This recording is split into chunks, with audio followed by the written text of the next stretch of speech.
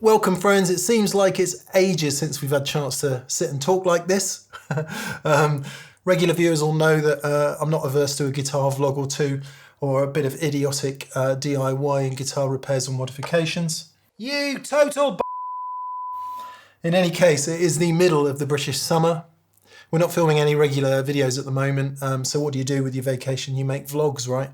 But it is good to have some time to chuck at this, and this is my 1965 Gibson ES-345 stereo with Varitone and a trapeze tailpiece.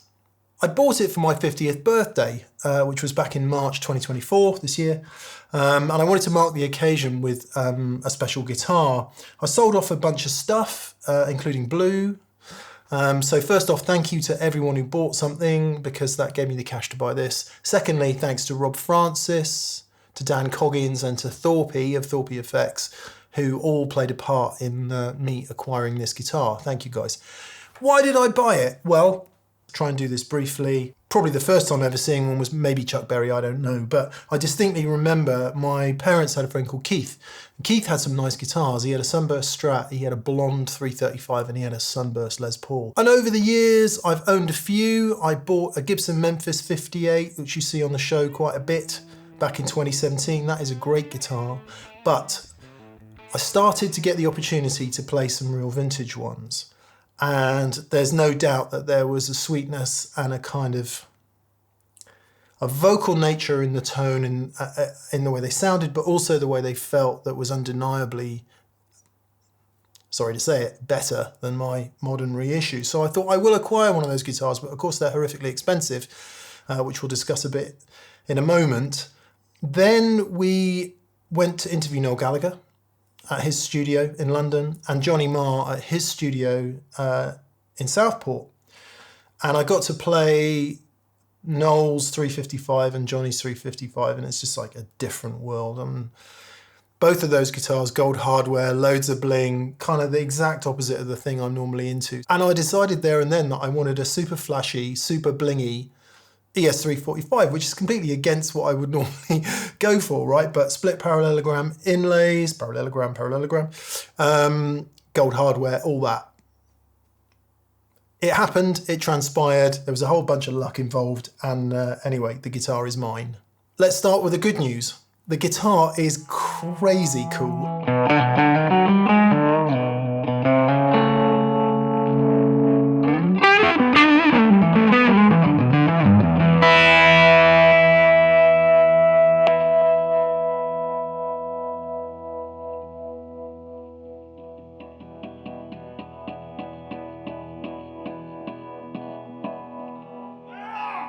I mean, it's got such an amazing vibe about it, and I'm absolutely certain of that. But seeing as we live in the world of, having our opinions validated instead of just trusting our own opinions, I'm happy to say that some of my guitar playing chums who really know what they're talking about, all agree. Let's see who's played it. Jake Loosemore, Ainsley Lister, Andy Timmons has been in. Who else? Paul Stacey has been in, and I'm sorry if I'm forgetting anyone. Dan, obviously, and to a man, they've all said that guitar really, really does have something special. So it's nice to be vindicated in that way. But on top of that, Robin Ford played it when he came in, and so did Warren Haynes. They were both pretty fizzy about it. And you can tell when a guitar has something, because good guitar players start playing, right? They stop noodling and they actually start playing. And that seems to happen with this guitar. And more important than any of that, that happens with me too. I want to play it. It feels fantastic. And it just has this unbelievable vibe. Let's move on to the not so great news. And I think Robin summed it up pretty perfectly in only the way he can, having got to know him a bit. And I quote, he said, as he handed it back to me, he said, "Great guitar, rewire it." But why? Okay, 3 reasons. Number 1, practicality. It is hilariously complex, this guitar. It is really nuanced, and we'll get into that in a sec. But what that means is, I've done a couple of gigs with it, and it is impossible to find the sound that I want. Don't get me wrong, there are some really fantastic sounds in here, but they're so hard to get to because of the way it's wired. Second, and related, tone. Something in the stereo wiring is very off when you sum it to mono, and I'll explain that more in a bit. Thirdly, potential. It is such a great guitar acoustically, and it is such a great guitar to play. Some of that experience is delivered electronically, but not enough, and it takes too long to get there. So I think potentially this could be the ES that I grew old with. But first, it's time for a tangent in the interests of context. Let's talk about vintage guitars for a moment. Let's talk about vintage ES, Gibson Electric Spanish. That's what it stands for, by the way. Gibson ES thin-line semi-acoustic guitars in terms of vintage desirability. The Olympics is on at the moment. It's in full swing as I film this, so let's use the Olympics as an analogy. Right, gold medal. Gold medal would be a 1959 ES-345 in blonde, or if you could find one, red, rockin' horse shit. So rare, so expensive. We'll also give a gold medal to a sunburst one. There are more of those, and you'll find all kinds of people absolutely head over heels in love with these guitars. Good condition, good provenance, today's market, especially if it's come from the right person. Wouldn't be surprised to see over 100k on that guitar. Pounds, dollars, euros, kind of academic, isn't it, once we get to those sums? But that's top of the heap. That is the Usain Bolt of Gibson ES thin-line electrics. Silver and bronze medals will go to ES 335s and 355s from 59 to 64. One pick of the bunch would be, for example, 64 spec Cherry 335, same as the one that Clapton used in Cream. It's tough to speculate about prices, especially prices that are advertised tend not to be what people end up paying, but you could expect to see 30 to 40k on a guitar like that, maybe even more if it's got good provenance. After the medals have all been snapped up, we're into the rest of the field, and that's probably the 335s and 355s from 59 to 64. Maybe they've got an issue or two, like a repair, a refinish, some rewiring, some dodgy provenance, you know, little issues that stop them getting the big vintage bucks, but nevertheless are still highly desirable guitars. Those who failed to qualify for Paris, analogy is getting long, isn't it? But still compete competitively at club level are probably all the mono guitars 65 and after. Once we get to 70, while they may well be amazing guitars and people love them and they're their favourite guitars, they kind of lose any serious vintage interest. So you can see where this is going, can't you? Kind of sat on the bench with a torn ACL and a long and sad face. It's the post-65 345. Stereo, trapeze, wrong peg head angle. They changed it, it got shallower. Thin neck, all the things that make it much less desirable as a vintage guitar. So now we're down in the current market to well under 10k if you buy smart. Still a lot of money, right? But not compared to the 100k we were talking about just a minute ago. Which means we're in the potential for a crazy bargain, because there are some killer guitars in there. Now do remember that we're talking about vintage guitar stuff here, you know, like top end vintage guitar stuff, which means great condition. It probably means the original case. It means great provenance, case candy, all that kind of stuff. And that's what commands the high prices, but that doesn't necessarily mean that's going to be a great playing guitar. All of which is to say that while this certainly isn't the most desirable Gibson ES model ever made, it flipping well is a totally magic guitar. With a few caveats. Shall we plug it in? Okay then, believe it or not, Gibson introduced stereo on the ES-345 when it debuted in 1959. Gretsch had done some stereo stuff before that, but what this now enabled in Gibson land was the bridge pickup to go to one place and the neck pickup to go to another place. And the places that Gibson had in mind was its GA88 amp, right, which was a stereo amplifier, funny looking thing, two cabinets that kind of folded into one another, rare as hen's teeth these days, but yeah, you get the idea. Two channels so that these pickups could go to separate channels. Thanks to the stereo output. Now, I don't have one of those. What I do have is two amplifiers, a deluxe reverb and my 2-rock, so we can kind of simulate what's happening in a stereo amp. Now, here's the interesting part. If I get my 335, which is a mono guitar, okay, 335, we know these pickups are in phase with one another, they're not out of phase with one another. But what we can do is affect the relative phase of the 2 amps thanks to the humdinger device that I've got on the top there. I'll just do you a quick demonstration of that just to explain what's going on inside the old Gibson stereo amp and what's happening potentially in 2 amplifiers if you run them. So I'll just flick the switch. It's going to put the deluxe reverb relatively in and out of polarity, right? Flip it 180 degrees. So.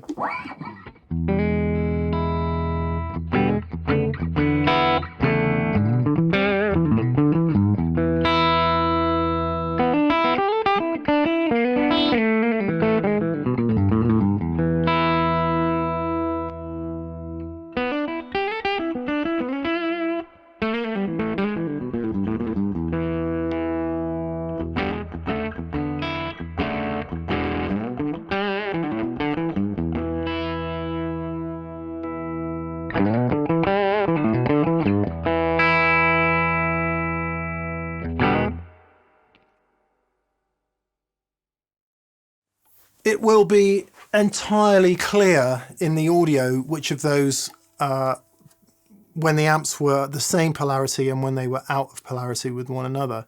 So in comes the 345. What's happening now then? So we know that these 2 amps are now out of polarity with one another. The deluxe reverb has a polarity flip of 180 degrees compared to the 2-rock, just as it would have been in the vintage amp, right? Now, yes, we could just plug straight into the 2 channels of the deluxe reverb. They are 2 out of polarity, but then we'd be hearing everything out of one speaker, and that's not the effect I want you to hear. What is happening now then, eventually he races to the point. The bridge pickup is going to be going to the 2-rock only because of this stereo output, right? Out of the stereo output, down one side of the cable to the 2-rock.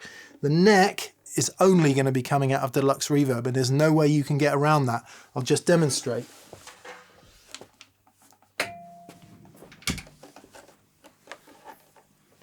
So, bridge pickup, 2-rock.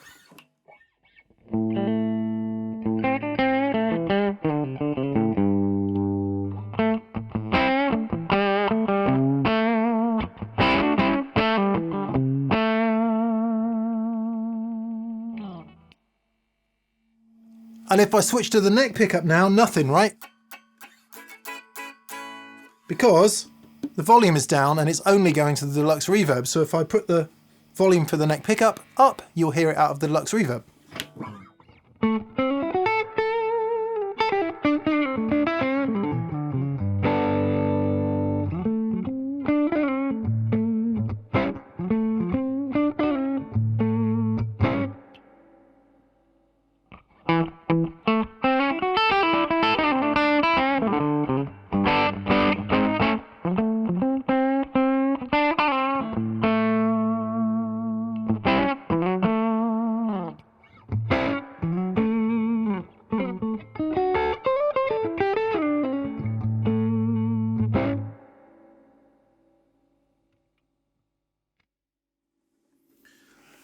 All good so far. One pickup, one amp, one pickup, the other amp.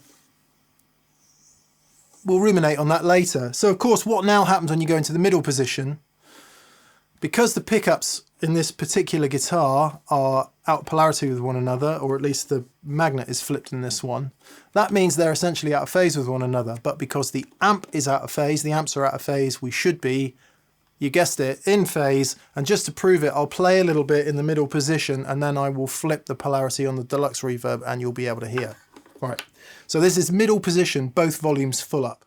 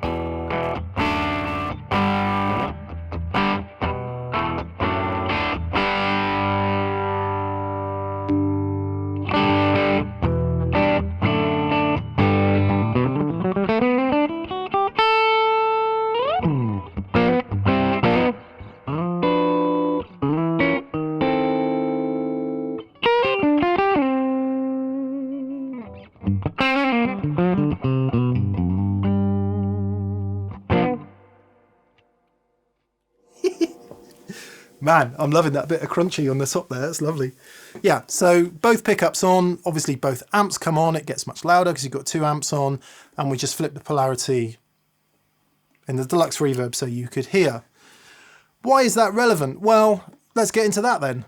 So this pickup to that amp, this pickup to that amp, or this pickup to that channel, this pickup to that channel seems odd by modern standards, right? My assumption has always been that it was about just pushing, right? Pushing for new sounds. I guess it's probably worth saying that in the late 50s, lead guitar was still a relatively new thing. So the idea that this would be the rhythm pickup and this would be the treble pickup, remember, I think that's how it's designated on the Les Paul, for example. The idea was that maybe you could get, you know, closer to your perfect sound for those 2 applications. Also remember that we're dealing with not very powerful amps at that time, so a neck pickup into a crank tweed is going to overdrive and be really bassy, whereas a bridge pickup would be more shrill. So absolutely you might want to optimize for those 2 situations. And as a quick aside, hats off to Gibson for always doing this, right? Ever since the solid body Les Paul, through things like, well, these things that came along in 1958, you know, the thin line semi. It was an unusual design. It was a groundbreaking design. Same year, Flying V, Explorer. Firebird, which came later, 63. You know, they've always pushed. Firebird X, let's not talk about that. Gibson has always pushed, right? Has always pushed for new sound. So I think that's what it was about. But as we know, it didn't catch on.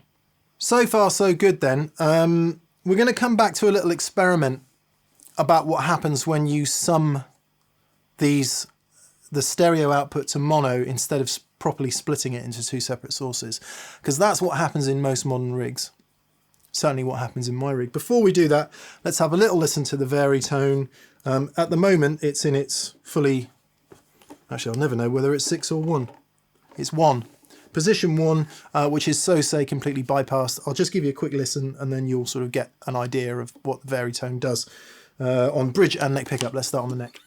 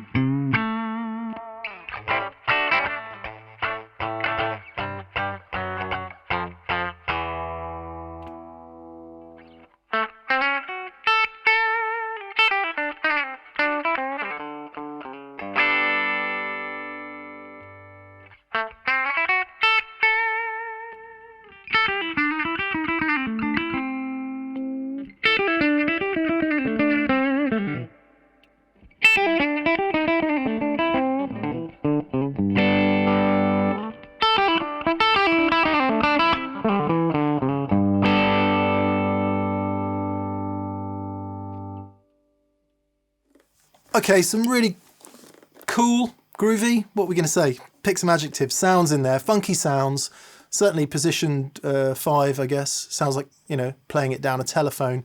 There's nothing you couldn't do there with a bit of filtering in EQ via pedals. Speaking personally, I would use 1, which is the bypassed, so say bypass state, and 2, which just thins it out a bit, and I do use those and they sound really great and I'm happy to have them on board. Past that, not interested, doesn't really work for me, doesn't work in any kind of music that I play, which is not to say that it's not usable, because there are many people out there who are great advocates of the Varitone circuit. However, I do feel it's one of those cases where, you know, the loud voices are the ones that are heard, because history says it was not popular and it does get torn out of most guitars. So we'll see where we go with that. But anyway, at least you've had a chance to have a listen to it.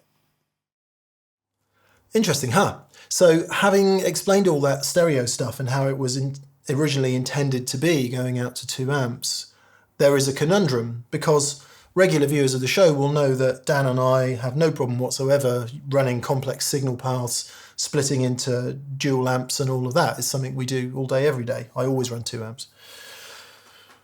However, what I've never wanted to do, and what I still don't want to do, is send one pickup to 1 amp and one pickup to the other amp. That's not anything I've ever wanted to do in 40 years of playing the guitar. So the whole stereo thing, while it may well be interesting, is not something I'm interested in. And for what it's worth, similar to the Varitone, which didn't fare that well down history, some people like it, but it's never been popular, stereo fared even worse. The out of phase sounds, you know, those phasey because the pickups are opposing polarity, those sounds, some of those are fantastic sounds. And if I list my favourite sounds in history, there's going to be some of them on there. Think about Peter Green, Need Your Love So Bad, slightly different case, but in any case, it's in that ballpark. Freddie King, right? Famous for that kind of sound. Even a couple of moments from Michael Landau, really, really, really cool sounds. Similarly, Varitone, people say BB used it, love BB King, so I guess there's a case to be made for that. Stereo, where one pickup goes to 1 amp, one pickup goes to the other amp. I can't think of a single guitar tone that would go down as one of my favourites where that's been used. At this point, there may be those of you kind of screaming at the screen, well, somebody who is a bit more creative will be able to do something amazing with it. I don't disagree, but it ain't me, babe. Okie dokie. Right. So all the discussion so far has been largely theoretical because we've been plugging in all kinds of routing options and all of that. I appreciate this isn't the right guitar. The reason for that will become clear. This is my pedal board, and this is loosely my rig. The 2-Rock Classic Reverb Signature is always my main amp, and another amp for the second amp. May as well be the Deluxe Reverb. That's most of the pedal board that I use. There is a supplementary bit which comes off here, Board of Doom. We don't need that for today's purposes. So the first thing to do, let's go slow. When you're using 2 amps, which I am using 2 amps, which then gets even more confusing when we add stereo in a minute. But anyway, I always use 2 amps. Well, I pretty much always use 2 amps. The first job is to get them in phase with one another. So we will just do that, or at least the same polarity. Let's get our definitions correct. I've done away with the humdinger that we were using before because all of that functionality is within G3, which I use here. We should have some signal. The way I do it is to play a low note, flip the polarity in one of the amp and listen to where it's fullest, and it's usually pretty clear.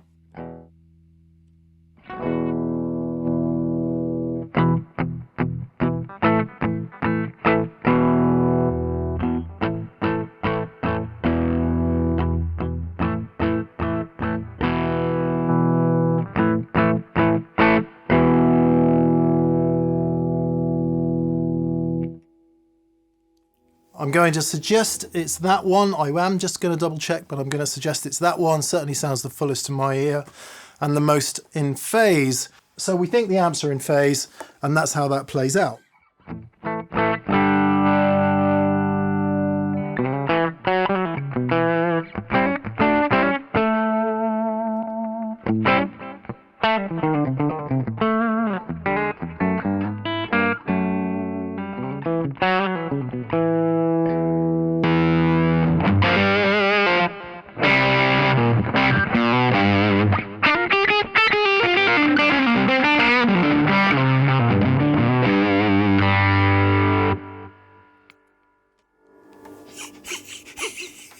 Sorry for the rather long-winded way of getting here, but this is how this guitar would present to my rig under normal circumstances. Normal lead, right? Watch what happens if I plug a normal mono lead into the output jack of this guitar. I've got no bridge pickup. I'm hoping I'll have a neck pickup. Yeah.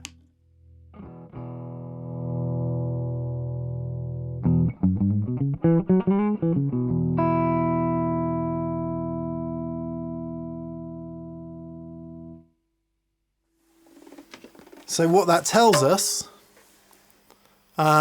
is the bridge pickup is on the other bit of the TRS cable. So let's get a TRS cable. Now, the way I've been doing this is, well, two ways. One, use the cable that we used before. Here it is. This is the cable we're using before. TRS on that end. As he throws his plectrum across the room. TRS on this end, which hopefully you can see in that camera. If not, I'll do a close-up. That splits into two cables and ends up, obviously, as two jacks, right? I happen to know that the red one is the bridge pickup, so we'll see how that plays out here. Sum it to a mono, and then in here. So now, we should, in theory, have both pickups.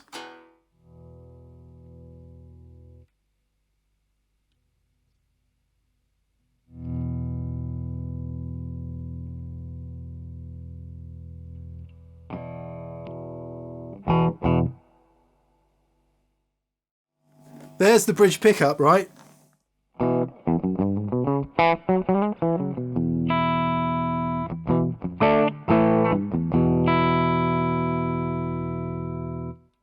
Merrily coming out of both amps. But watch what happens when I turn the neck pickup down.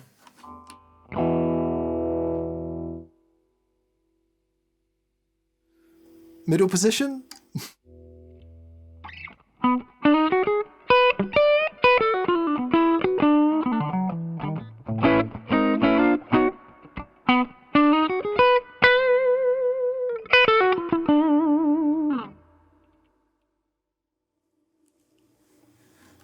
Remember what we said? The amps have the correct polarity, they're in the same polarity. The pickups are opposing polarity with one another. So now what we get is that super cool out of phase sound, like the Freddie King sound, right? What's really interesting about this, watch what happens when I turn one of the volumes down when we're in the middle position.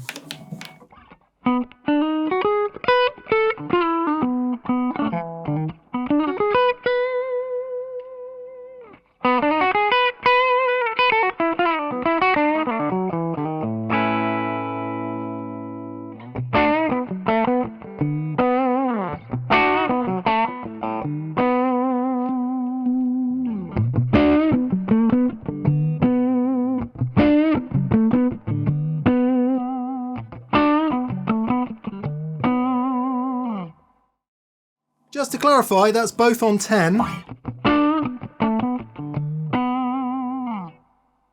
Now I'm going to turn the bridge pickup down to about 8.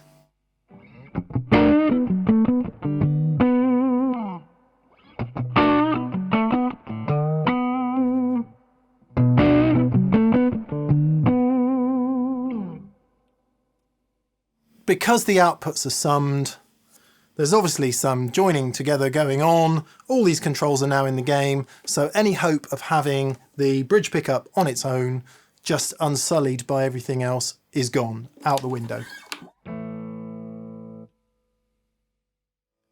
To be clear, that does not happen on a normal 4-pot Gibson guitar. If I was playing my 335 now, with the bridge pickup on 10 and the neck pickup on 0 in the bridge positions on the switch, you'd be able to hear that bridge position loud and clear. It would be the bridge pickup. Now, 50s wiring dictates that if you're in the middle position and one of the volumes is down, you won't hear anything. That's a different thing.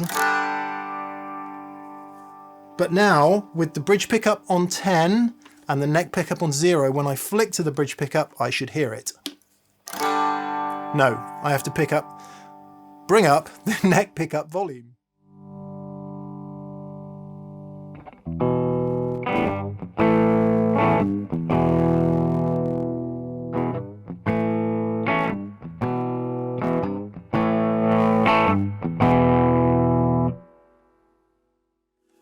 Which means that the neck pickup's controls are now having a tonal effect on the bridge pickup.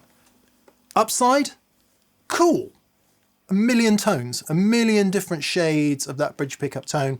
Downside, I don't want that. I want a selection of 4 sounds. I want the neck pickup, I want the bridge pickup, I want the out of phase sound because I really love it, and maybe I want position 2 on the Varitone. Now if we bring the Varitone into all that crazy, right?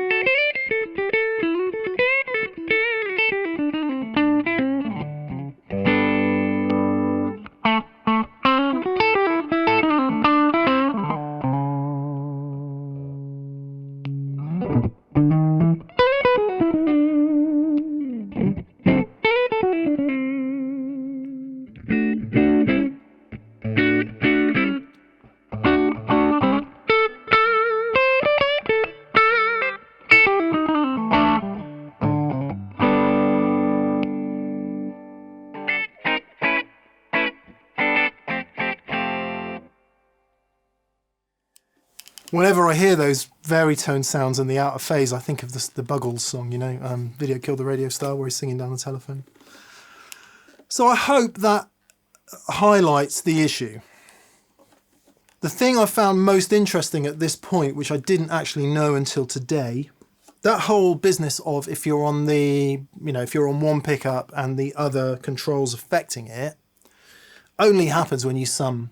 If you split it properly, as we did in the beginning, the controls have no effect on the other pickup, if that makes sense. So they're independent like they should be. Kind of stands to reason because nothing's being summed. There's no summed ground or whatever it is that's summed. That raises a whole bunch of questions because like this, it's kind of, in my world, it's kind of unusable. Before we do loads more talking and decide what's next, I'm just going to play a bit, switch through a few sounds. I haven't actually done that with this particular board, so some of it might make the edit, some of it may not.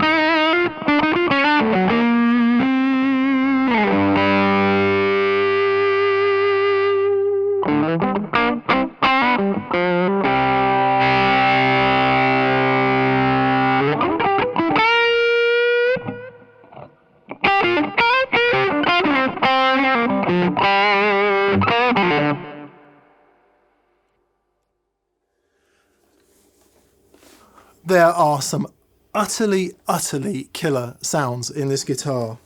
Finding them quickly, different matter. Let's go talk some more. Interesting, huh? Hopefully that puts a bit more meat on the bone.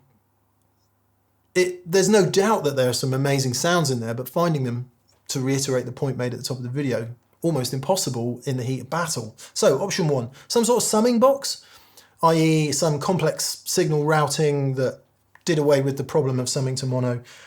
Maybe, I'm sure it's possible, but it's just way too much hassle. I'm not a fan of hassle, as you will have gained if you've watched enough of that pedal show.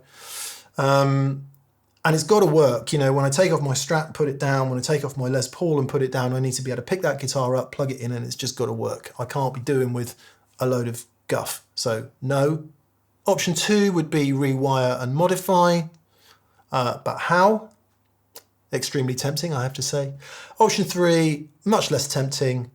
Move it on, sell it. I really don't want to do that. So it looks like we're modifying then, right? Which begs the question, should you modify a vintage guitar that's basically in its original spec? I've hinted that I might modify it in various videos and live question and answer sessions. And I've received quite a lot of comments and even a couple of emails imploring me not to modify the guitar. Well, here's what I think about that. First off, it's my guitar. Secondly, and more calmly, the reasons not to mod it are all psychological. They're all motivated cognition based on a value judgment about something that should and should not be. And that's for the birds, isn't it? That's up to you. If it's your guitar, you can make that decision. But you can't make it for me.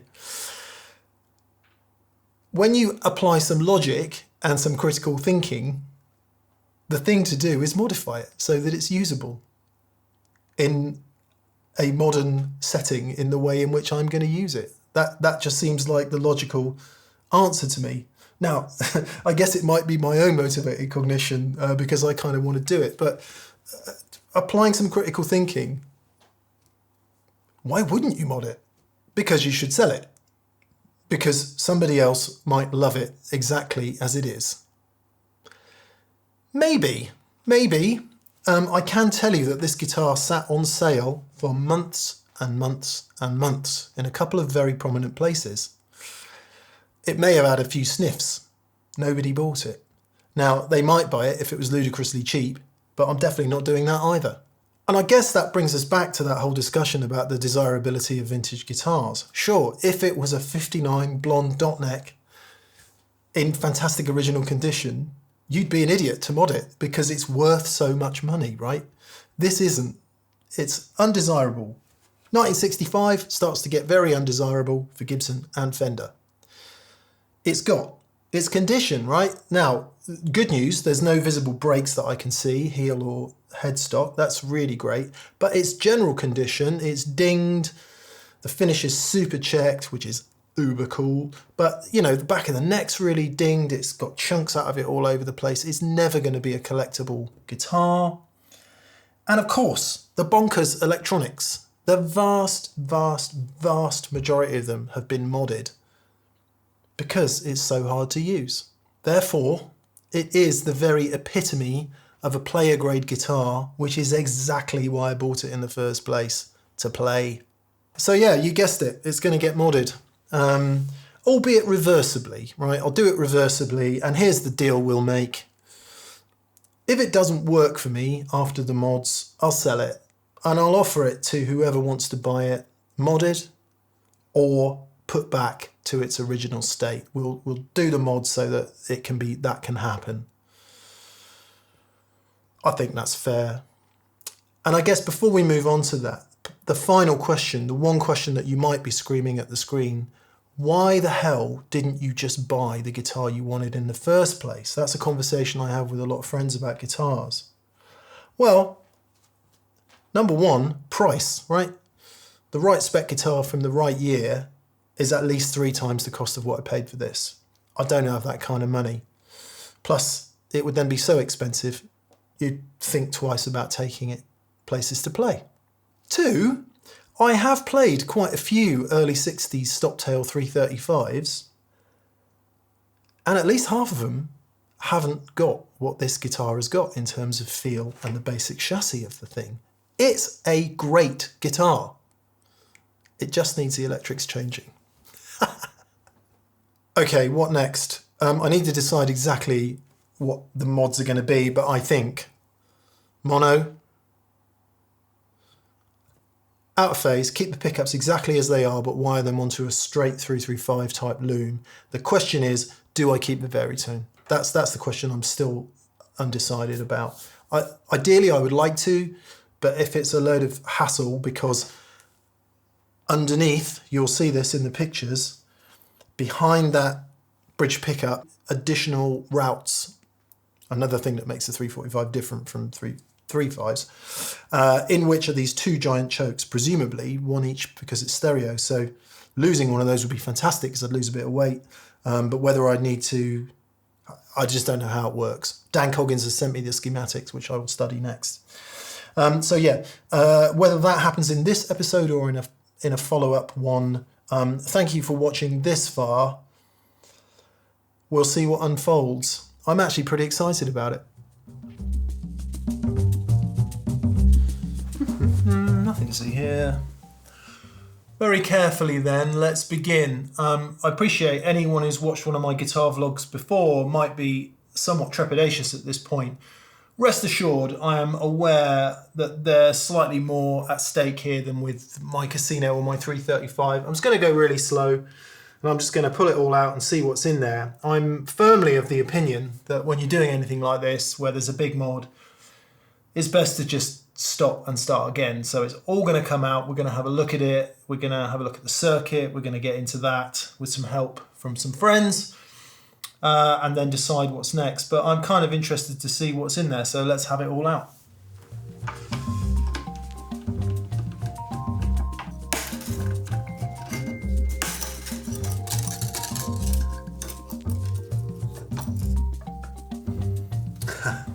One of the previous owners has put this little bit of felt underneath the trapeze there to stop it flapping about. I'll put that somewhere safe.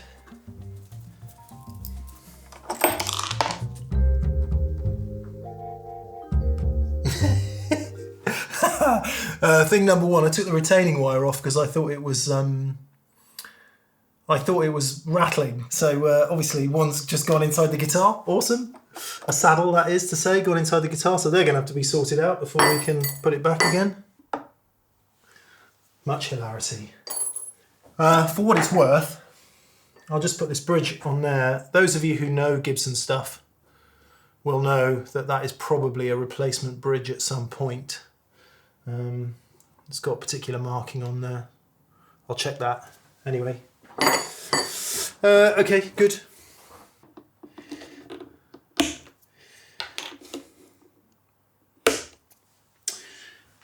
Little tiny bit trepidatious pulling these knobs off, because unless you pull them up cleanly, straight up, you are in danger of breaking them. But I tested the kind of resistance of them, as it were. I don't mean the pot resistance, I mean the physical resistance of them coming off, and they came off easy enough. No damage, everything's fine. I don't know about this one, if it's got a screw on it or not, or whether it just comes off. Oh look, it just comes off. Brilliant. Okay, I'm just going to screw those down so that they don't move about, and then I can set the height of the bridge again afterwards, no problem. Okay, pickups. Right, when the old guitars and old stuff in general, when you remove screws and things, it's highly likely that the threads are going to be not in their best condition, so you are in danger of damaging the threads further. It's why you don't want to be pulling vintage stuff apart all the time, but nevertheless, we're going to do it anyway. I'm really interested to see what these pickups measure, actually. I've measured them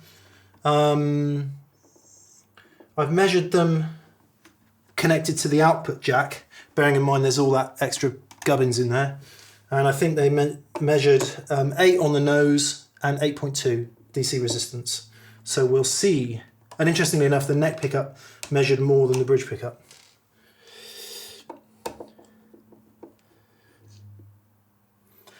Things to note and remember: the bridge pickup ring screws are longer than the neck pickup one, because obviously they have to go further, so try and remember that. I have had these pickups out once already actually, just to make sure they were what I was hoping they were going to be, and they are. They are patent number Gibson humbuckers. Most people are familiar with the term PAF. It means patent applied for, when Gibson applied for the patent on the humbucking pickup. Once that patent was granted, they became patent number pickup. So instead of patent applied for stickers on the bottom, they had patent and the patent number, which I'm really hoping we'll see when I remove this last screw and pull the pickup out. As you can see, the gold hardware has become beautifully worn away and tarnished over the years. So there we go, that's what I wanted to see. Patent number, bridge humbucker, and patent number neck humbucker, patent number 2737842. Someone's going to tell me that's the wrong patent and these are fakes. Hilarious. Right, what I said in the previous video was a lie, or the previous segment was a lie. The choke isn't behind the bridge pickup, it's actually between the two. So the two big bits of metal, you'll see them in a minute when I pull it out, are in fact underneath, directly underneath here, which you'll get a better view of in a minute when I pull them out. So do we pull the wiring out first? The really great news is, I don't know, for those of you who watched the one I did on the 335, the somewhat painful one I did on the 335, in the 335, everything had to come out through the F-hole because there was no channel, or not a channel big enough, down through this bridge pickup route in order to get to the control cavity. I am happy to say there is a huge hole. It's basically hollow from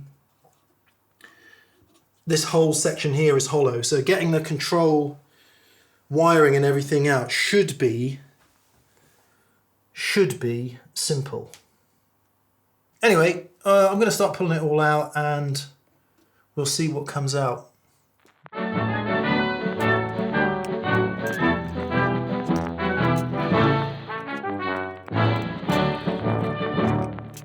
The keen-eyed among you will notice that I'm using a metric spanner on an imperial thread, 13mm. It's going to be smaller than that. It's going to be whatever's between 12 and 13mm in imperial measurements, inches.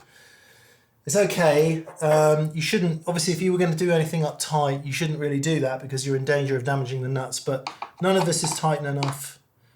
None of this is tight enough to really worry about that, so although that may well be spinning underneath. No, it's not. Okay, that's fine. So as long as you proceed with caution, he said, everything should be fine. There's tension on that because I think the output jack is now holding everything in place. So let's relieve a bit of tension on that. Get a chance to see the original finish here a little bit underneath there. Wow.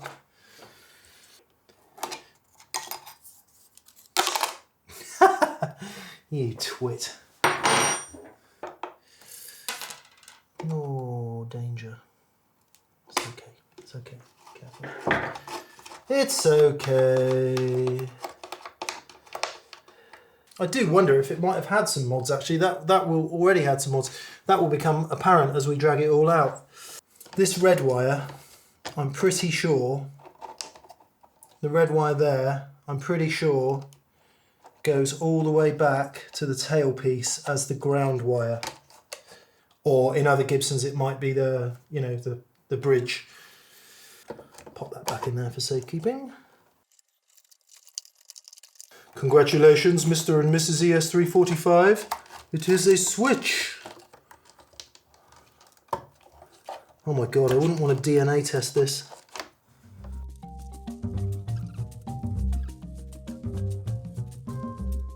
I would say that it's the original pickguard because it's bent out of shape so much. Interesting fact, early ones had a long pickguard. I'm not quite sure when it changed, but if you look at my 335, it's got a long pickguard on it. This one is a short one. I'd be tempted to have put a long one on here, but it's just not right for the year, so we won't do that. Right, you can go there. Okay. Okay, I'm going to pause here because there's going to be a lot of square peg round hole moments, so I'm going to pause and then I'll come back when we've made some progress. About 8 or 9 minutes has passed and I've kind of realised that I think the chokes have to come out before anything else can come out. So this feels like a significant moment. I found 2 screws holding in this large block of metal and we shall now see if it will give birth. Obviously I'll check that it will. Check that out. So those are the 2 that do each side of the Varitone. That's heavy. I'm going to weigh that once it's out of there, but I'm going to say that's a good 200 or 300 grams. Quite a significant amount of weight in a guitar. I'm really veering towards no Varitone. Really veering towards no Varitone. So that then means that all this stuff should now come out much more easy because it was impeding that other thing that I was struggling to get out earlier, which I'm still struggling to get out, but there will be an orientation in which it will release. Surely there is an orientation in which it will release. Come on, you bugger. Oh well, a wire has come off. Not surprised given the amount of manhandling that's going on here. Sorry, person handling. Come on, come on. I do wonder, there's electrical tape around whatever this is. I wonder if it's 2 things taped together and therefore taking the tape off. See, this is where a bit of knowledge would help, wouldn't it? This is where if I had Matt from Monty's here, he'd be able to say, oh yeah, I know what that is, no worries, and it will take another 30 seconds to figure it out. So I will pause again, calm down, have a drink, and just not rush. Okie dokie, the thing that wouldn't come out was indeed the Varitone. Here it is. Click, click, click, click. Says Sprague underneath. Don't know, hopefully you can see that in the camera up top. And it's got all that tape around it, which is what I was going on about, but... Oh, I see.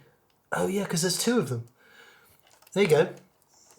Maybe I'll do close-ups of this afterwards, but there's this huge capacitor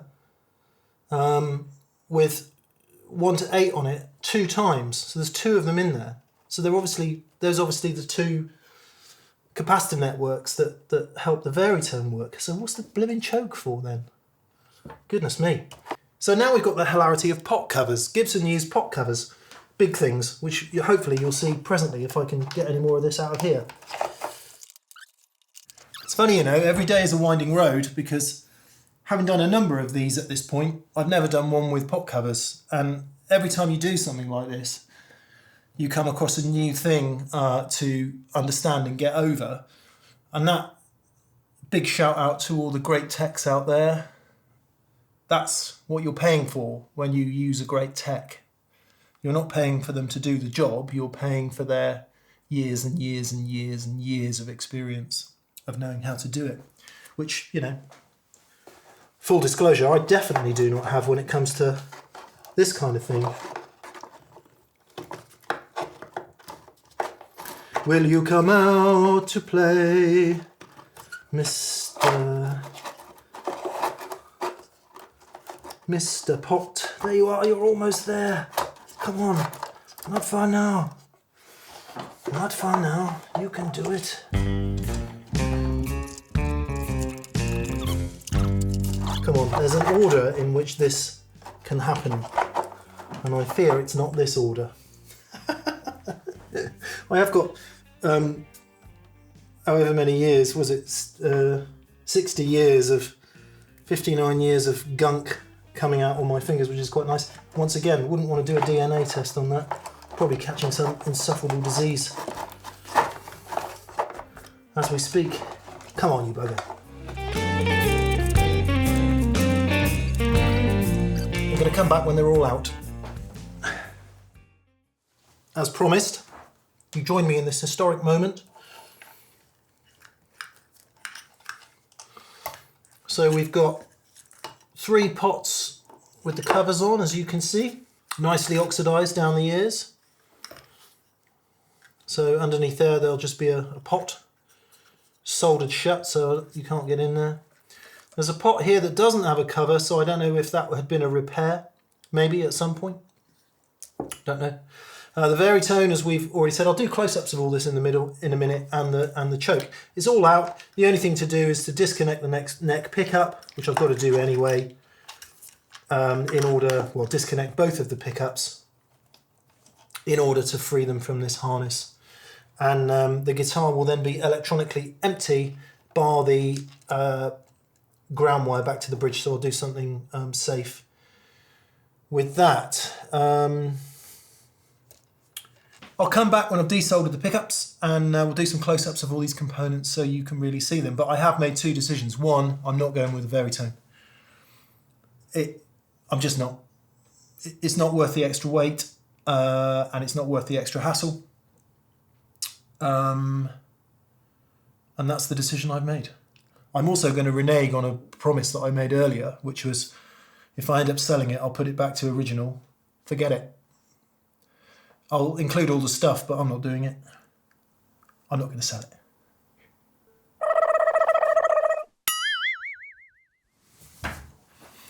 There we go then. One empty 1965 ES-345. Kind of interesting. I do wonder if these have been made bigger at some point. The other holes in the guitar, the finish is kind of intact over, and these have got clear wood showing, so whether they've been enlarged actually on that front. This was part of the harness that came out of my 335. I'm just wondering if the shaft diameters might be different. Oh, they look kind of the same. Certainly not a snug fit. So I wonder if they've been enlarged ever so slightly, but in any case, it makes me feel good actually, because I think there's evidence of a repair, or I don't know about a mod, but certainly evidence of a repair or two, so it's not absolutely original. That makes me feel better about doing all of this. Not that I feel that bad.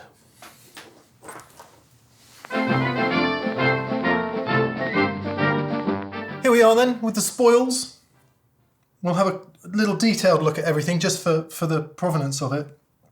Neck position, is it the neck? Yes. The neck position, patent number pickup. Hopefully you can see that and it's in focus. Please be in focus. Similarly, it's bridge brother. Nice. I've shown Matt Monty's pictures of these and he's happy that they seem to be okay. Just for the halibut, let's see what we've got. DC resistance wise, hopefully you can see that readout on there. Okay, Bush.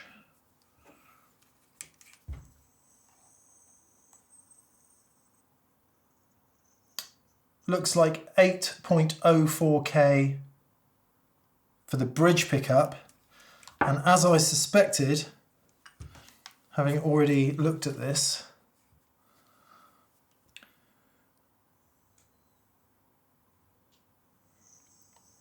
looking more like 8.6 for the neck. So the neck has got more DC resistance at least than the bridge. I'm going to ask Matt's advice about that, Matt Gleeson from Monty's. I'm going to ask his advice about that just to see, because my inclination is to put the more powerful one in the bridge position, but there may be a really good reason not to do that.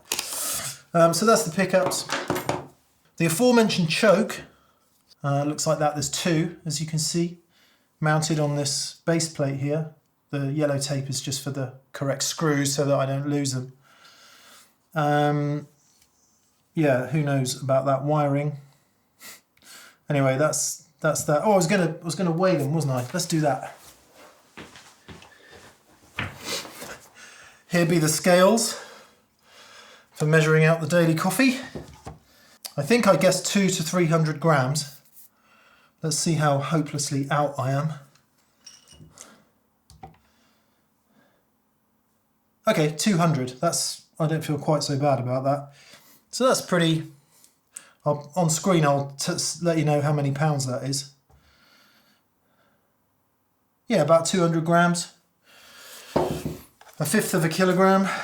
It's pretty weighty and it will be very nice out of the guitar. So that was the choke. The Varitone itself is this. There's the Varitone. Again, I hope it's in focus. And then underneath are those two capacitors. Yeah. So there's one there, and as you can see, they're numbered 1 to 8. At least you would if it was in focus. There we go. And then there's one underneath as well, also numbered 1 to 8. So presumably that's the two sides of the Varitone. Quite the arrangement, that. So no real surprises there. The switch, standard Gibson toggle switch, nothing really very surprising there. That long body, as you can see, nicely oxidized. Yeah, never seen one of these in real life before. Super oxidized. I don't know. I kind of don't want to pull it apart, but the pot is within there, completely oxidized. And I suppose that comes from days where these guitars are out doing loads of sweaty gigs and dust and dirt gets in the pots and they decided to try and protect them. So I'm assuming that's what it was. And then the output jack, as expected,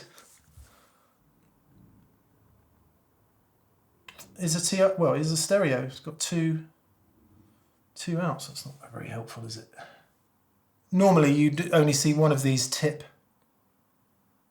connectors on a mono jack plug, but if you look here, you can see the different lengths to connect to the jack tip, the one furthest towards this part, and the ring, which is a bit further back here. Sorry, I'm doing everything in reverse, but hopefully you could see. So there you go. That's what came out of the guitar. All that gubbins there. I'm going to put that away for a rainy day.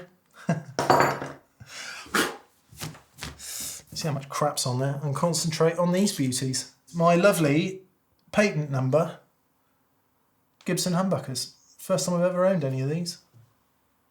Happy days, happy days. Okay. Some more thoughts. You know, I think now that we've actually seen what's in there, it probably makes sense to talk about the actual circuit. Once again, massive thanks to Dan Coggins,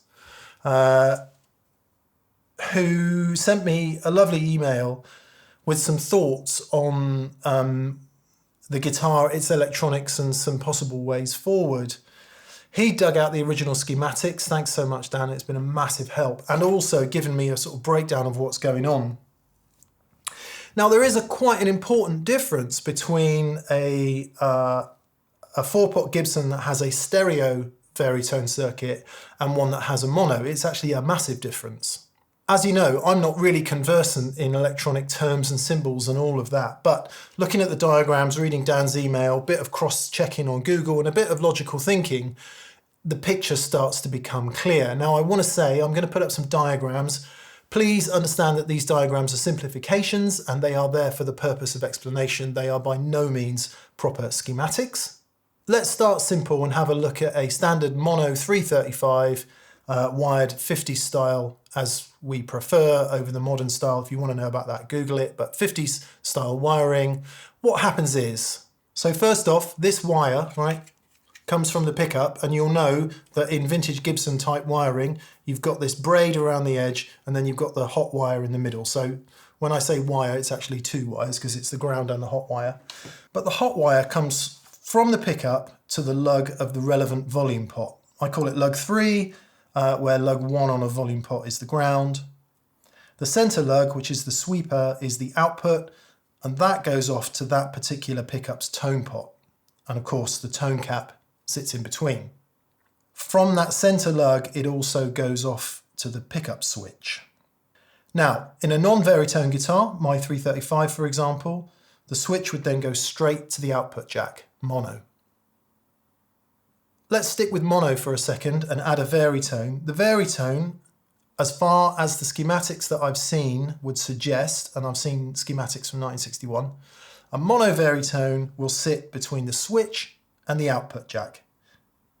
So basically, it goes pickup, volume and tone controls, pickup selector switch, Varitone, output jack. All good. Now, the difference with a stereo Varitone guitar, like my guitar, is as follows, and it's quite a biggie. And that's that instead of a single Varitone being after the pickup switch and before the output, it sounds like a Monty Python sketch, doesn't it? It looks like there's two separate Varitones essentially placed between the volume and tone controls. That's to say the Varitones, and there are two of them because it's stereo, right? And we saw those components earlier, the two big flat Sprague things and the two chokes. So the two Varitones are now before the volume controls, which are last before the output jack. That enables each volume control to feed the two outputs on the stereo jack, which we also just saw. Blinking heck. I mean, thinking about it, I just don't want that. I don't want all that extra guff in the guitar. The weight thing is a big part of it, but then continuing that, we know, right, how crucial that relationship, there is a flying beast. We know how crucial that relationship is between the volume and the tone pots and the capacitor, the tone capacitor, and how the guitar's wired in terms of whether it's 50s wired or modern wired. And again, if you want to understand that, please go and Google it, but it makes a huge difference, especially with traditional style PAF style pickups or even actual patent number pickups. The thought of those two extra great big Sprague things and the choke and all of that, monkeying with all of that, I don't want it. I don't want that. Even though it's say bypassed in position 1, I don't buy it. It might be electronically bypassed, but it's still all in there. So I don't want it. What's interesting about that is my ears have already told me that, right? That was a big part of the motivation for doing the mod.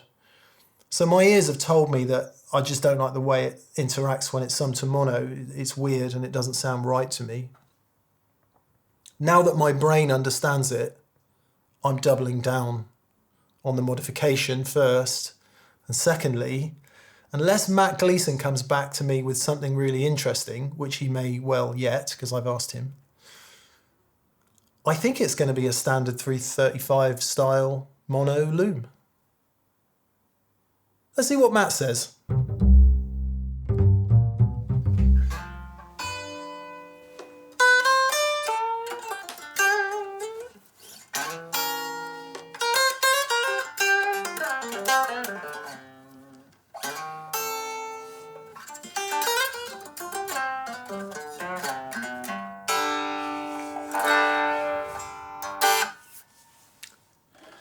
Hello, hello, as Raikuda would say. Okay, a couple of days later from where we left off, I've put a set of, the wind is blowing, so if you can hear a hoolie blowing in the background, that's why that is. I've put a sacrificial set of strings on here, just some old 10s I'd lying around. Too old to kind of use, so sacrificial. Just to see. The guitar had a really horrific rattle before, which I didn't talk about previously, but anyway, the rattle is still there, so I'm guessing it's something to do with the resonance of this, but it's not as bad as it was. So I do wonder if there was some wiring under there that was causing the problem. Okay, I'm very excited. So first off, I did speak with Matt at Monty's, and we talked about wiring options, and he said, I sent him some pictures and I sent him some diagrams, and he said that splitting the Varitone in half essentially wouldn't be a problem. So if I wanted to keep half the Varitone and just have it mono, that would be doable. However, it would mean either a new Varitone, or it would mean splitting this stuff into two, because there's two chokes on there as we discussed before. And there's two of those, whatever that is, capacitor array, inductor. My apologies if I've been referring to it incorrectly. Anyway, Matt said that would be possible, but I'm not going to do it. I just can't be asked with the Varitone. I know it's cool and I know it's got some good sounds in it, but after everything we've done, this is one of those times where motivated cognition, I'd really rather not have it, and logic are arriving at the same conclusion. You know, all my favourite Gibson humbucker sounds in history have not been Varitone sounds.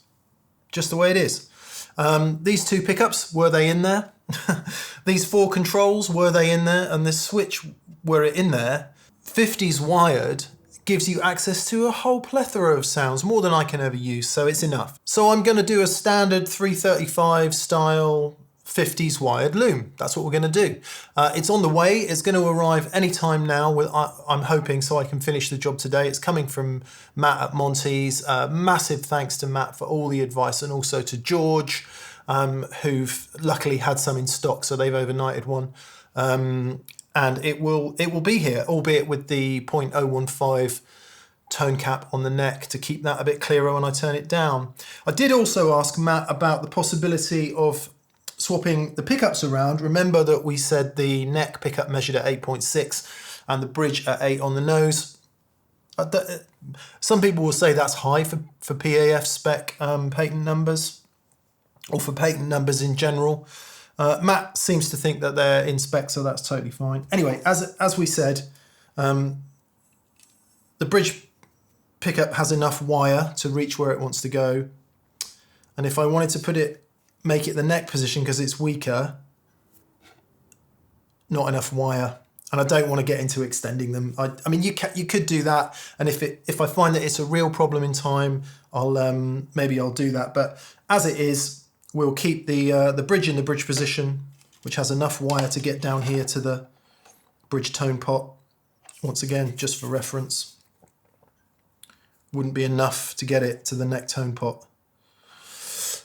Similarly, the neck we know has got enough wire to just about get all the way to the neck volume pot, which is where it gets wired onto. So that's all good. Standard 335 style loom it is, and I've bought two of these already. One from 6 String Supplies, which went in my Casino, you can see that in a previous video, and one which went in my 335, and I am overjoyed with that guitar, how that's turned out after the wiring and the pickup change. So no reason not to do that again. Why not just wire it myself? Well, my soldering is not professional. It's okay, it's fine for attaching these pickups on, but to do a whole loom, actually for the cost of what I could buy the components and the amount of life I would lose in putting it together, and then the possibility of it not being very solid, I actually think pre-wired looms are fantastic value for money, so that's the way I'm going. Before we get to the wiring, it is coming, although it's going to be fairly simple, I hope. Let's just discuss these pickups.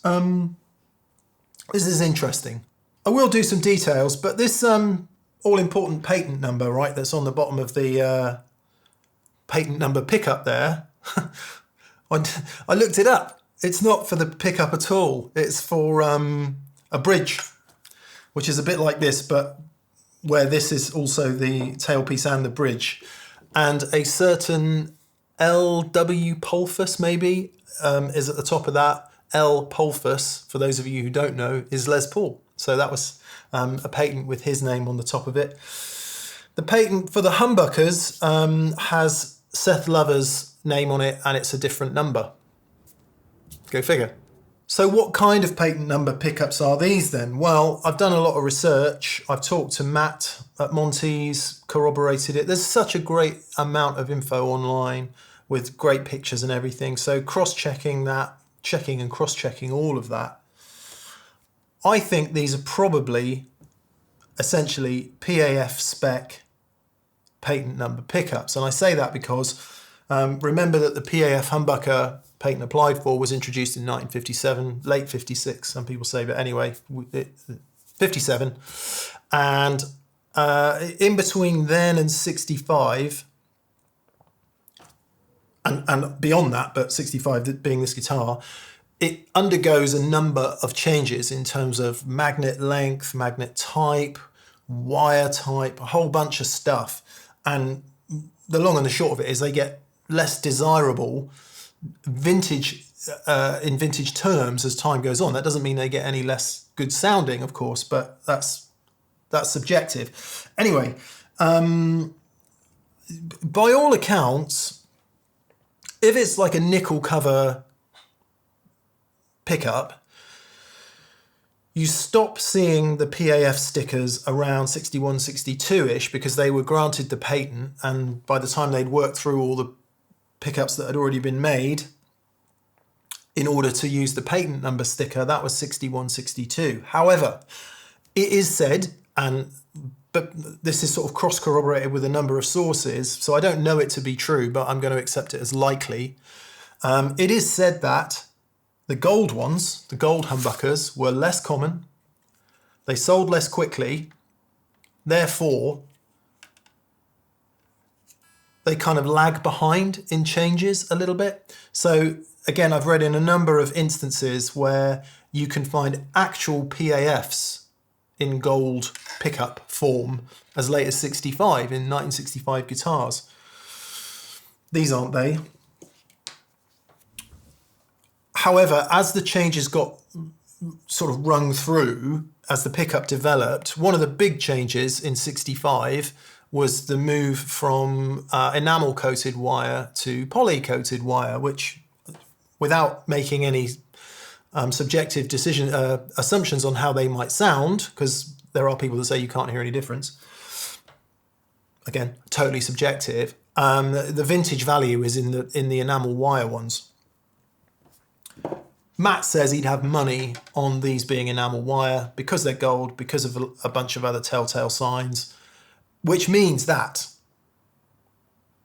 they probably are 61, 62 spec PAF, pretty much exactly, albeit with the patent number stickers. Now, I don't know that to be true. To find out for sure, you'd have to take the covers off and have a look.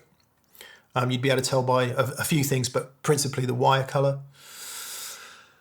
And this is one of those instances where I almost kind of don't want to know. Taking the covers off is a bit of a problem. I mean, it looks like that solder joint on this neck pickup has definitely been disturbed at some point. So the covers may have been off at some point. Might even have been a rewire, mightn't it? Because we've got that high DC resistance. So I don't know. I don't really want to know. I'm happy because the guitar sounds great. I'm happy to sort of go with the probability that they are that, late PAF spec. For those of you saying, are they T-tops? Probably not.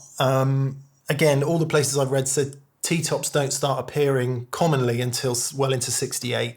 And this is way before that. So also, I've also read, again, I don't know it to be true, but cross-corroborated it cross-checked it from a number of sources that pretty much all T-tops measure 7.5. Again, I don't know. It's not my usual stance, but I'm happy to accept partial ignorance on that and just take it as likely. And then if I ever come to sell the guitar and somebody wants to know, then maybe it can be checked for sure. It doesn't really matter because there's nothing objective about it. It's how the guitar sounds. And as I said before, I like the way it sounds. Okay, the new harness should be arriving within the next few hours. So the next time you see me, we'll be putting it in, which I hope will be fairly simple because of this absolutely giant cavity down through there. So the neck pickup can go in now, and I'll just push the wire through here because that gets wired in here before it all gets shoved in through the bridge pickup cavity. Obviously, I'm going to put a dummy pot here with the Varitone thing on so it looks right, but it won't be connected to anything. So I'm just going to find the smallest, lightest pot I can find. Incidentally, sorry, I will stop talking in a minute. The weight that this guitar has lost because of the Varitone is fantastic. Yeah! Good news. My loom has arrived. Haven't unpacked it yet, which I'll do in a moment. First things first, let's get this dummy pot in there. I know, what's the point? Anyway, it's going in there so it looks right. I've got two old pots, two broken pots. As you can see, I've taken the connection taggers off, not because I think it will save any weight, but because it's less to get snagged on inside the guitar. So this one, an old 250k pot, I always write on the pots what value they are, by the way, has a short thread on it. It won't go through all the way when we put this on. So don't use that. This one's got a longer thread, should be okay. We'll just check that the Varitone goes on and the old nut fits, and it does. So we can use the old nut and washer, that's good. I've done videos before tying bits of string and all kinds of cobblers to just try to get the stuff out. I actually don't think that's strictly necessary when you've got a pre-wired harness on a guitar like this, because everything is accessible apart from this far jack. I'll come to that in a moment. So getting this pot on, I'm going to employ the TV Jones method of using aquarium tubing. So what we do is we'll put the things we want to thread on in the order that they want to be threaded on onto there.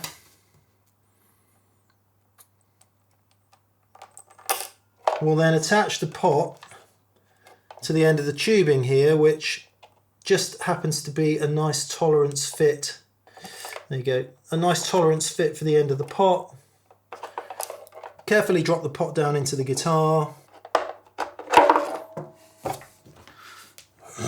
Right, and just gently pull it through, up through the hole. We can screw the thing down, orientate this where we want it to go. I never really know, it was upside down I think last time. Let's put it that way up. Tighten that off. Pull the tubing off, and then just check that our thing fits. Now, I think the pot might want enlarging a bit just to widen that a little bit. And hopefully that'll be enough for a nice tolerance fit for that. No, it's still not wide enough. Okay, I'm going to have to introduce something in there to keep that on there, a bit of blue tack or something, which is really annoying. I thought I tested that earlier. I'll just explain this, I guess, before we get the other harness out. What I'll do is I'll thread this into the guitar.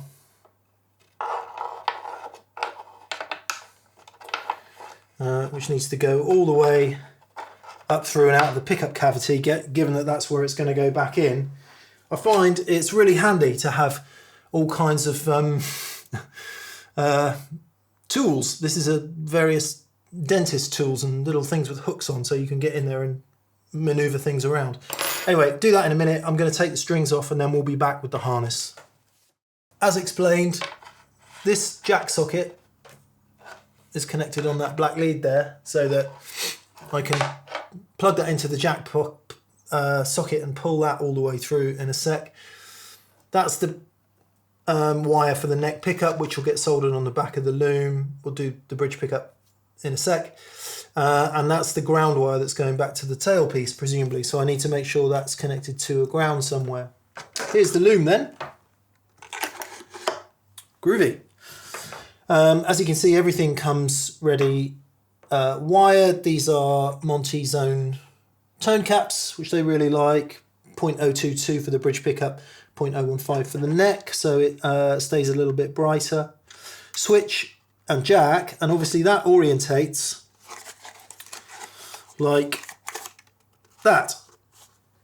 So blah, blah, blah, like that. So here's the jack over here. Here's the switch over here and the 4 pots. And the good news is there's enough wire on everything to reach. So it's great. Works brilliantly well. So I'll just protect the top of the guitar now. I've just put something on top of the guitar there. I mean, it's dinged and chipped already, but don't really want loads more. Takes a soldering iron to wonderful vintage guitar. heart in mouth moment, kids. I want to say thanks to Chris at Rift Amps who sent me this tip years ago, and it works brilliantly well. This is the exciting bit, isn't it? Because we get the...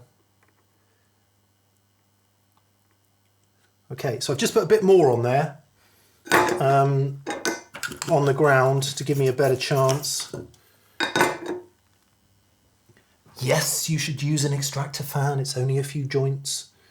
If I die or go crazy, it is my responsibility, and I fully accept that. Fully accept it as such. Right.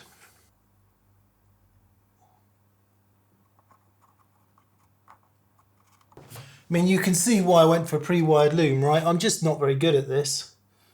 It's pretty terrible technique despite loads of practice. Anyway, I think that's on there okay. I will just check it before I put it in the guitar. Okay, bridge pickup.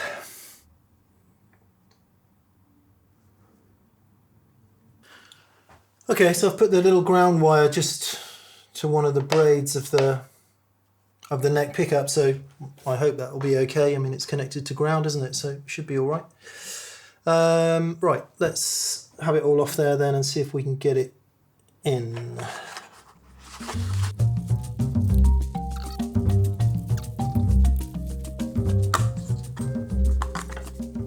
Scary time!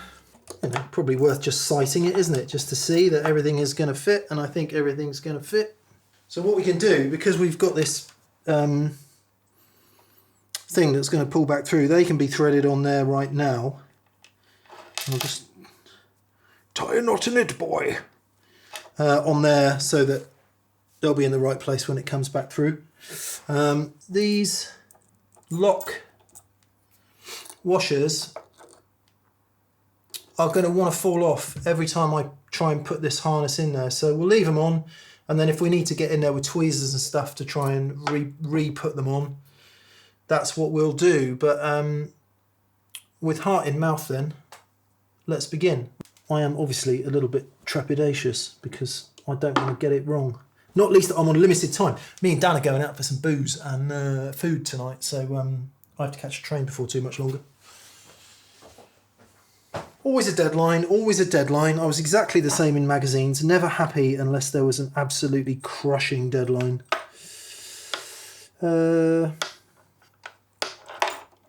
that want to be above that or below that? That wants to be below that. Yes, it does. That's totally going to work. Honestly, it's going to work.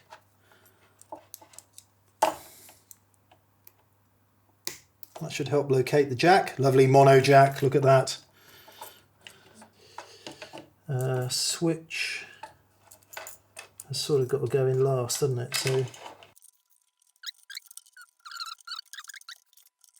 you don't want to be pulling things about too much because that's when you can really damage wires and so forth.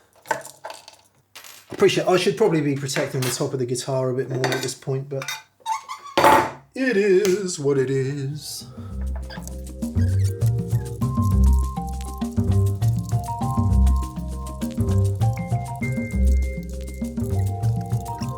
So why isn't this working then? It's got to go in like that. It has to go in like that.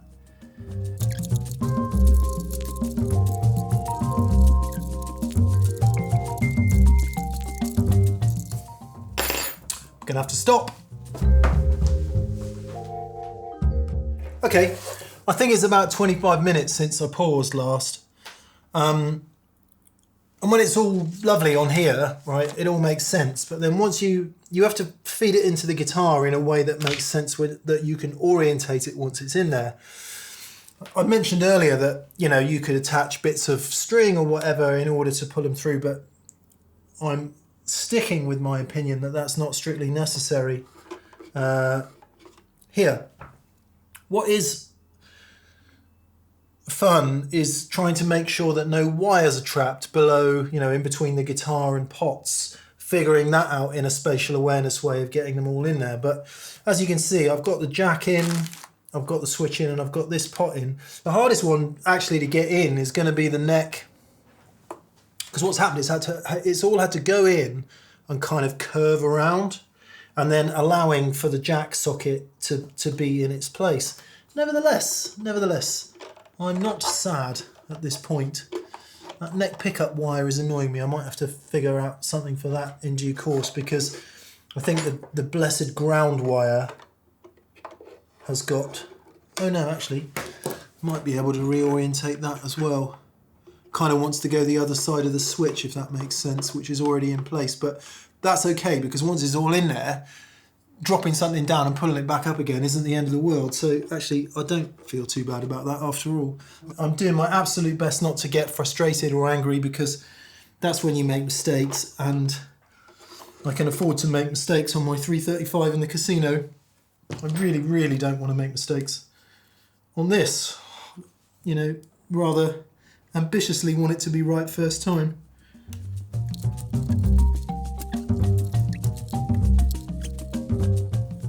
So just these two tone pots then. Gadzooks. I will pause because you've got the idea, and we'll come back when it's all in. It's now 10 to 2 p.m. I need to be drinking beer at about... Not beer, can't drink beer anymore. Need to be drinking some sort of alcoholic beverage by 6:15. Moment of truth then. Princeton reverb on the deck. You can hear that's on. Neck pickup.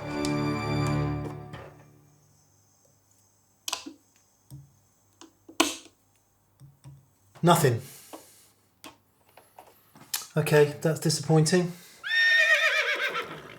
The fact that absolutely nothing's working sort of suggests that there is a fairly fundamental flaw somewhere. I think it's shorting out to ground somewhere.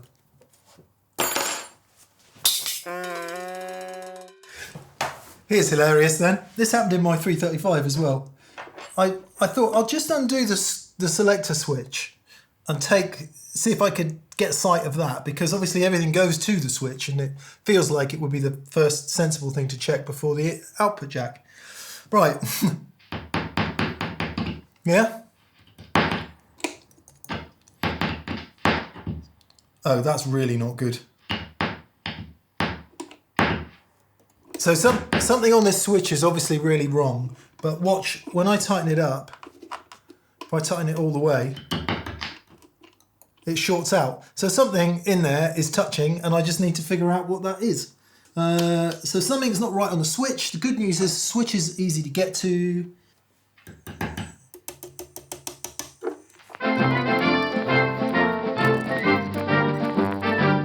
Right then, bit of investigating. Here's how my thought process went. Number one, it's going to be something I've done wrong, not something wrong with the gear. So the first thing I thought was maybe it was my earth wire, right? Maybe the way that I've decided to put that on, I put it on the wire of the neck pickup to go to earth. Maybe that was some kind of problem. I disconnected it and that wasn't it. So that's fine, that can get reconnected. Again, you know, poor understanding of electronics means that I don't necessarily understand that. I then got the switch out and I started messing with the switch, and unfortunately, guess what? Right, middle position. Good. One of the other positions, be neck, bridge. And do you remember before when we were on the bridge pickup, we were also getting the neck? So I put my 2 pairs of glasses on.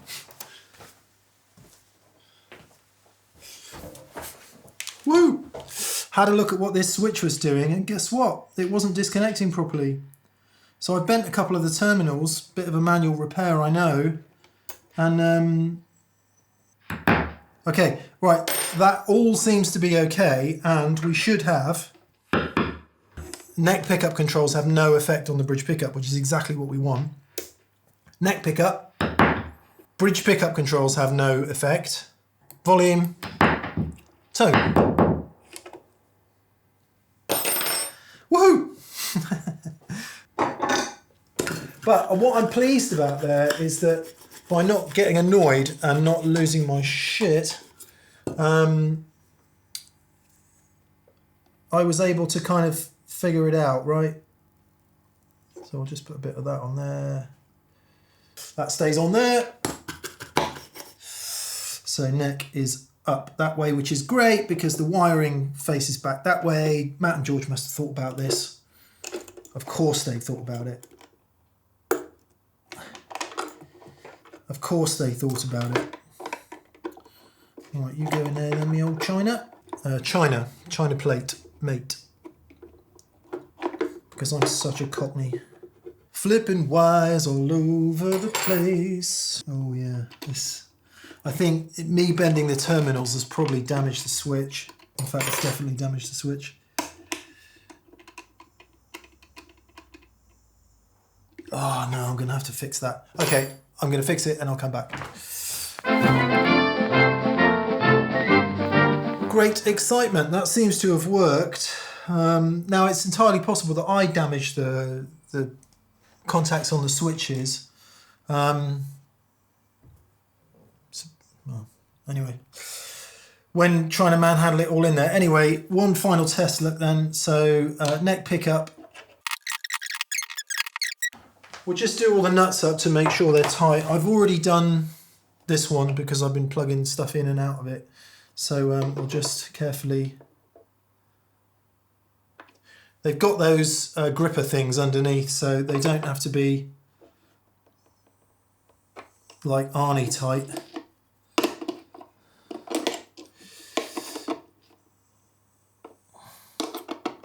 Just kind of tight enough.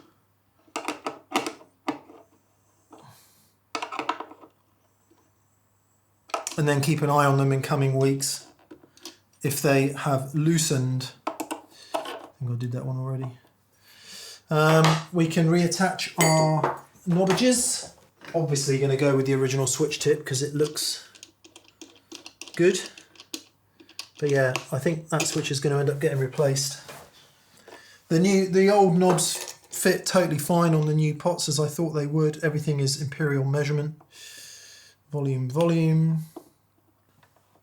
I think I said before that the Varitone one doesn't want to grip, so I've already widened this a bit. I could try and widen it a little bit more, but if it snaps, I shall be very unhappy indeed. There should be major unhappiness.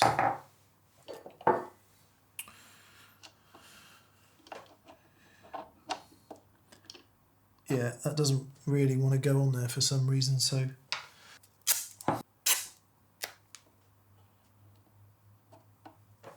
There you go. That'll stay on there. That never has to move now. Good. Bridge, strings, and then we're in a game. I did try and retain these strings. I don't know if that's going to work or not. I guess we'll find out. The bridge, I mentioned to you that I've lost the... I lost the retaining wire that holds the saddles down.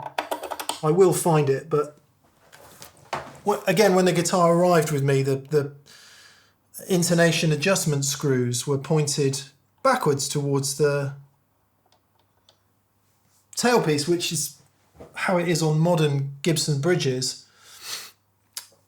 If you look at a stop tail and trapeze, a stop tail and a tunematic like this, you'll always see, vintage-wise, the screws point towards the pickups. That's because on the tailpiece, if it was close, the angle of dangle of strings that come up from the tailpiece could foul these intonation adjustment screws. On the trapeze, I'm not sure that it's really an issue, so it might be that they face back, but I can't look at one with them facing back. It does my nutting, so I like to have them facing forward. Let's see if I can reattach these strings. As I said, they're a sacrificial set of 10, so they're not my preferred gauge, but they will at least work to let us know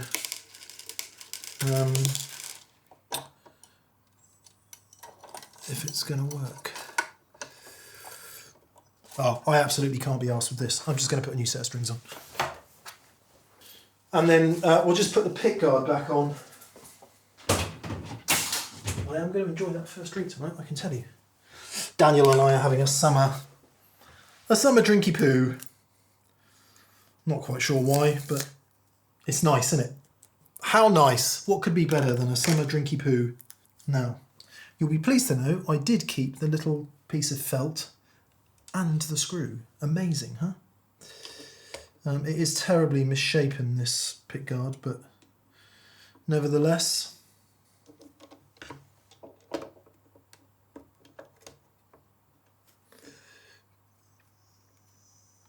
Hey.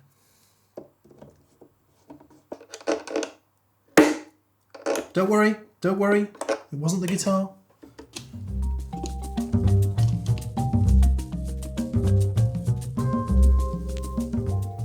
Colour me excited then. I've tuned the guitar, set the intonation.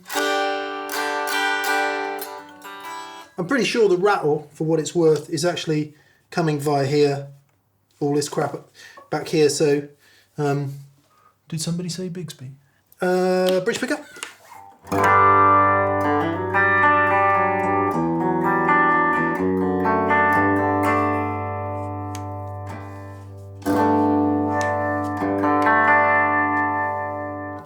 Neck pickup.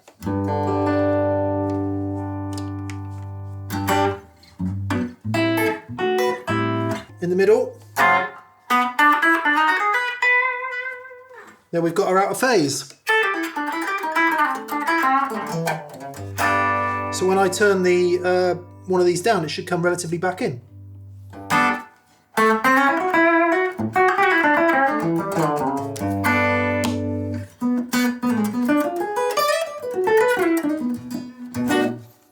Oh man, right, let's go and plug it in properly.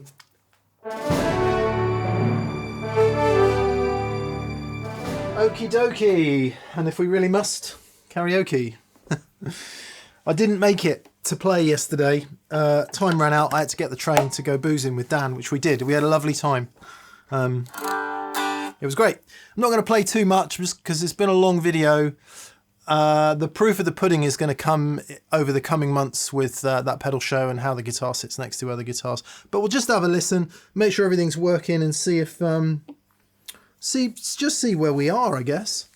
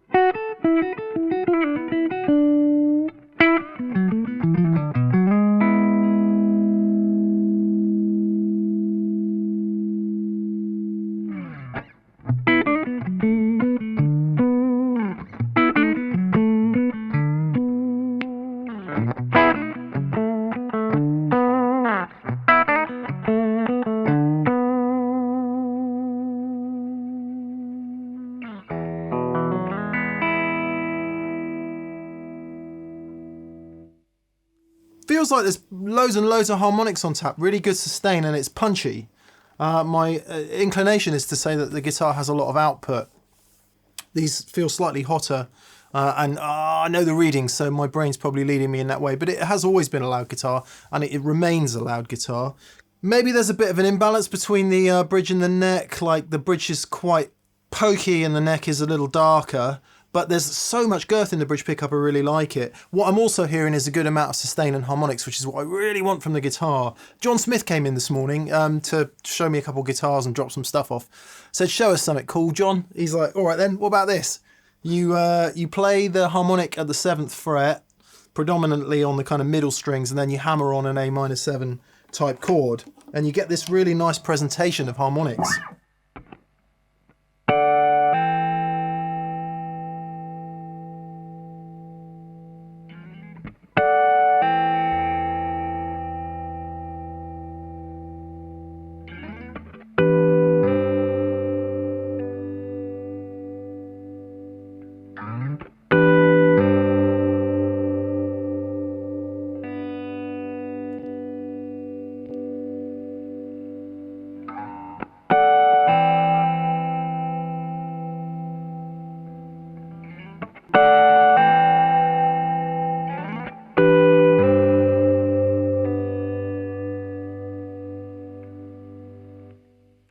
And what I love about that is I'm hardly touching the guitar and those harmonics are really starting to demonstrate and to kind of come to the fore.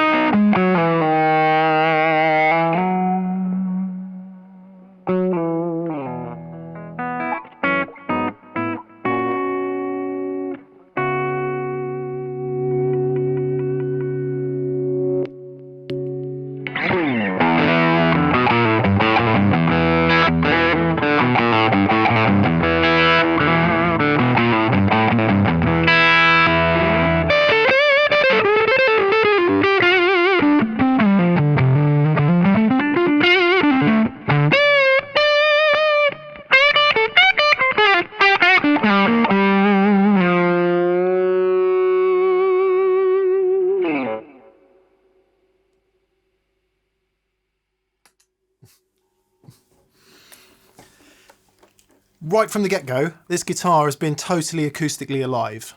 It's got harmonics dripping out of it, and all you've got to do is get the amp up to a half decent volume and they start to present. All that stuff starts to present.